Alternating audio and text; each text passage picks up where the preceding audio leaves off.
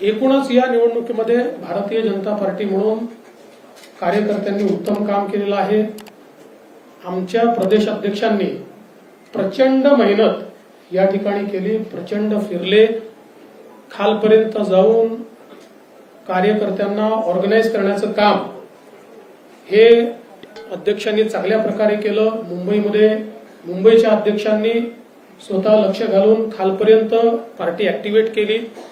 त्यामुळे जरी आम्हाला जागा कमी पडल्या असल्या तरी देखील मी दोन्ही अध्यक्षांचं या ठिकाणी मनापासून अभिनंदन करतो की त्यांनी अतिशय चांगलं काम या निवडणुकीमध्ये केलंय। आणि मुळातच शेवटी हे किती स्टॅटिस्टिक्स मी मांडलं असलं तरी जागा कमी आलेल्या आहेत ही फॅक्ट आपल्याला या ठिकाणी मान्य करावी लागेल।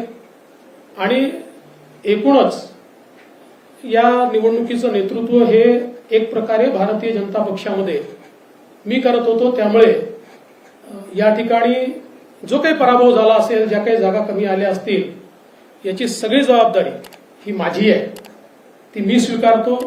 मी हे मान्य करतो की कुठेतरी मी स्वतः याच्यामध्ये कमी पडलेलो आहे आणि ती कमतरता भरून काढण्याचा प्रयत्न पूर्णपणे करणार आहे। त्यामुळे हा जो काही भारतीय जनता पक्षाला या ठिकाणी सेटबॅक महाराष्ट्रामध्ये सहन करावा लागला याची सगळी जबाबदारी ही देवेंद्र फडणवीस मी या ठिकाणी स्वीकारतोय। आणि मी पक्षाला एक विनंती अजून करणार आहे, अर्थात भारतीय जनता पक्षामध्ये पक्ष सगळे निर्णय करतो की आता मला विधानसभेकरता पूर्ण वेळ त्या ठिकाणी उतरायचा आहे। त्याच्यामुळे मी भारतीय जनता पक्षाच्या शीर्षस्थ नेतृत्वाला ही विनंती करणार आहे की त्यांनी मला सरकारमधनं मोकळं करावं आणि पक्षामध्ये पूर्ण वेळ काम करण्याची त्यांनी संधी द्यावी, जेणेकरून ज्या काही कमतरता राहिल्या आहेत त्या कमतरता पूर्ण करण्याच्या दृष्टीने मला माझा पूर्ण वेळ देता येईल। अर्थात बाहेर राहिलो तरी सरकारमध्ये जे काही आम्हाला करायचं आहे ते आमची टीम करेल, त्यांच्यासोबत मी असणारच आहे।